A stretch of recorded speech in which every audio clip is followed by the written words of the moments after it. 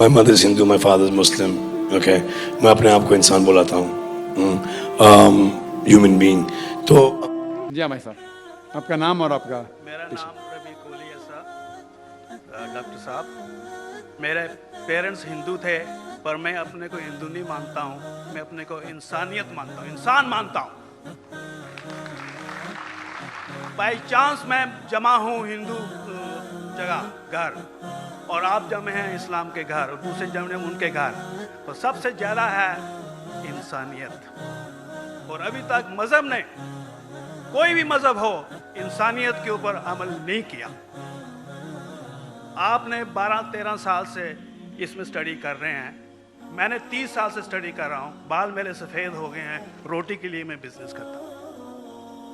पर जो किताबों के आपने पढ़े हैं, आपने ये जांच की वो किताबें किसने लिखी हैं? हजारों साल बाद लिखी हैं। पहले एक जुबान की बात होती थी, कोई राम राम राम कह के उसके कहावत है मर मर मर कहने लगा, उसको पूजना है। वेदा ऐसी थी, ग्रीक मैथोलॉजी ऐसी थी, इजिप्शियन मैथोलॉजी ऐसी थी, इब्राहिम से लेके मोसेस तक, और आपके मोहम्मद साहब, आपका मोहम्मद साहब का जो किताब लिखेगी कुरान, 50 साल बाद लिखेगी। तो और नहीं, 40-50 कोई भी हो। पर मुझे माफ करना साहब, मैं आपसे एक सवाल ये उड़ना चाहता हूँ। हम सब इंसान हैं, इंसान को एक करके सब मजहब 21st सेंचुरी में इंसानियत मजहब क्यों नहीं बनाते? जो आप ठहरो, मैंने अभी खत्म नहीं किया जनाब, मैंने हमने खत्म नहीं किया। हाँ, मैं ये कह रहा हूँ साहब, आप अपना पर्सनल मजहब है रखिए, अपने घर में रखिए, बस स्टेट में और दूसरों के ऊपर ना लाइए, वार ना करिए, लड़ाई ना करिए। एक माफ़ी चाहता हूँ, ऐसी हजारों चीज़ें मैं दूसरे मजहब में निकाल सकता हूँ। मैं आपसे पूछना चाहता हूँ, खलीफा 40 साल के अंदर मर गए, मर्डर हुए,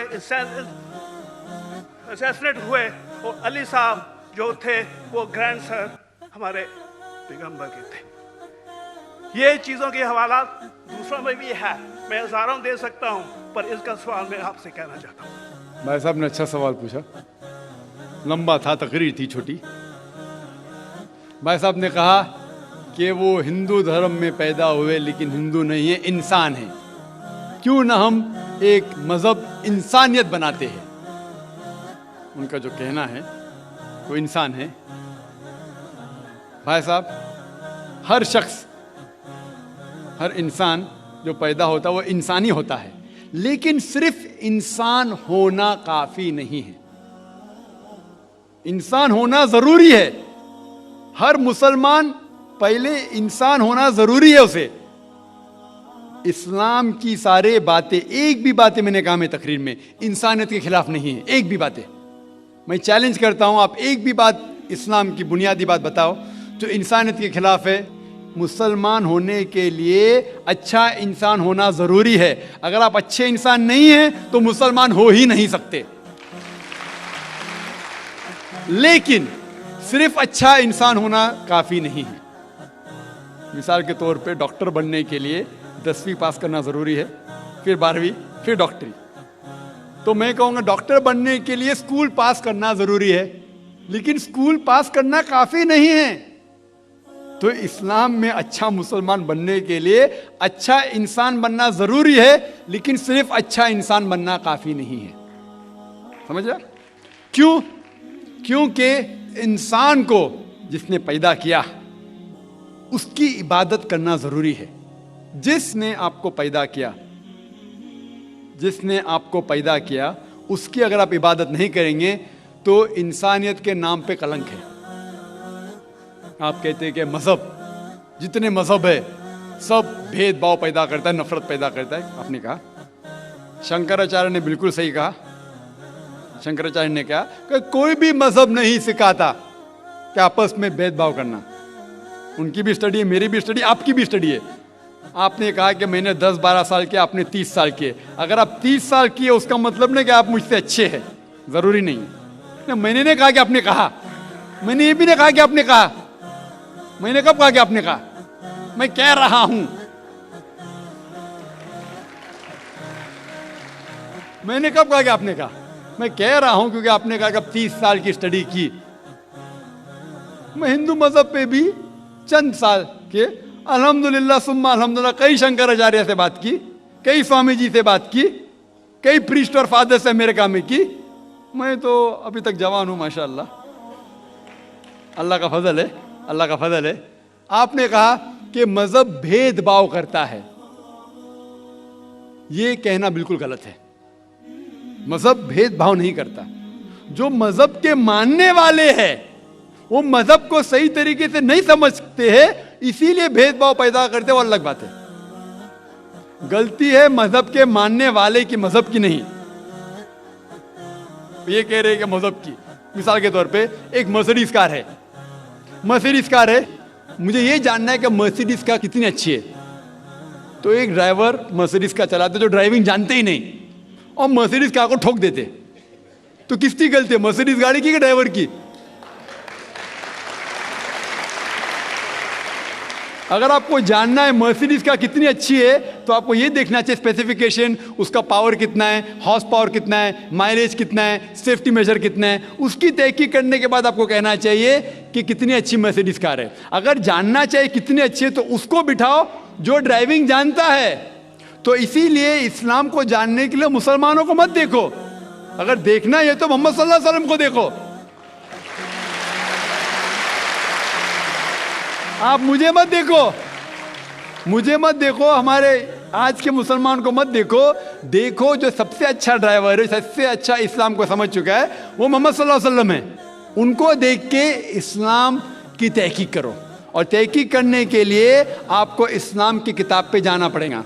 और आपने जो कहा आखिर के अंदर कि सारी मजहब किताब बाद में लिखी गई, पहला कहना था, आप काफ़ी हद तक के सही है, आप काफ़ी हद तक के सही है कि आप बिल्कुल सही फरमाते, लेकिन यह कहना कि सारी मजहब की किताब, उसमें गलती है। अक्सर मजहब कितने किताब है, वेद हो, उपनिषद हो, बाइबल हो, ओल्ड टेस्टामेंट हो, न्यू टेस्टामेंट हो, आपने कहा मूसा अलैहिस्सलाम से लेके वहाँ से था, लेकिन आखिरी में जो आपने गलती की, मोहम्मद सल्लल्लाहु अलैहि वसल्लम, वहाँ गलती की। आखिर में आके आप अटक गए, आखिर में आके आप फंस गए। आपने शायद इस्लाम का मुताला सही तरीके से नहीं किया होगा, आपने शायद अरुण शुरू की किताब पढ़ी होंगी। अगर आप कोई मजहब का मुताला करना चाहते हैं तो जो मजहब को समझ चुका है उसकी किताब पढ़ो। आप अगर अरुण शुरू की किताब पढ़ेंगे और इस्लाम के मुताला करा कहेंगे, ये किधर का सही फैसला है?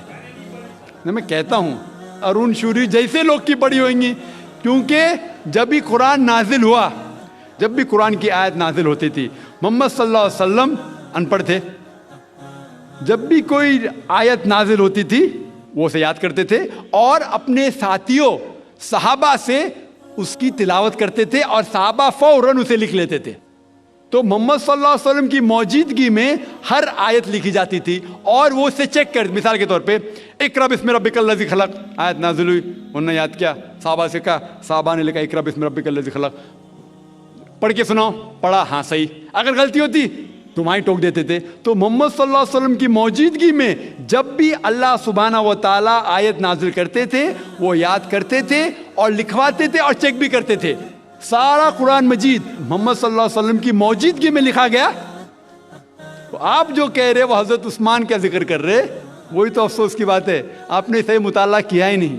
हजरत उस्मान ने कई साल बाद, 40-50 साल बाद, जो आप कह रहे हैं 40-50 यहाँ से आपको आया, उनने क्या कहा कि इस कुरान मजीद का जो नुस्खा है उसको और नुस्खे बनाए जाए और बाकी लोग में फैला दिया जाए, क्योंकि लोग को इख्तिलाफ था रवानगी के अंदर।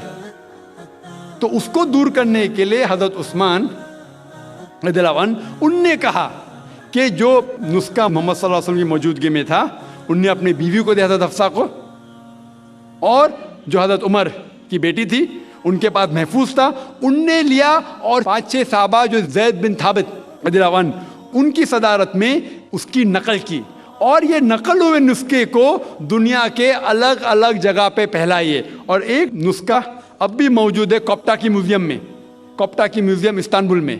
तो आप जो जिक्र कर रहे हैं वो उतारे हुए कुरान शरीफ का जिक्र कर रहे, जो हकीकत में कुरान शरीफ है वो मोहम्मद सल्लल्लाहु अलैहि वसल्लम की मौजूदगी में लिखा गया था। उनने खुद उसको चेक की क्या सही था, और जब भी आयत नाजिल होती थी अपनी सही जगह पे उसे लिखवा लेते थे मोहम्मद सल्लल्लाहु अलैहि वसल्लम। तो ये कहना बाकी मजहब की किताब में अक्सर अब सही है।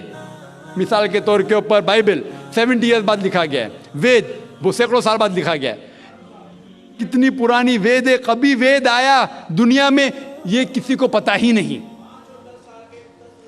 वो आपके हिसाब से, स्वामी दयानंद सरस्वती के हिसाब से 1310 मिलियन ईयर्स ओल्ड, 1310।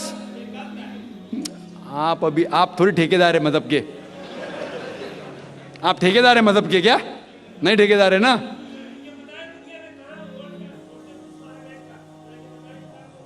हाँ इसलिए ओ भाई साहब ना, बिल्कुल सही भाई साहब भाई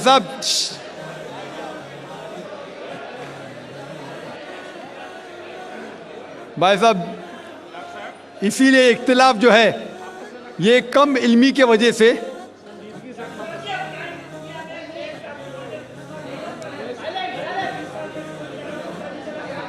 वेद का क्या नहीं, सब लोग चुप हो जाए। भाई साहब ने कहा कि दुनिया का सबसे ओल्डेस्ट स्क्रिप्ट वेद है, वो कुछ हिस्टोरियंस कहते हैं, बट ओल्ड होना मतलब नहीं कि सही।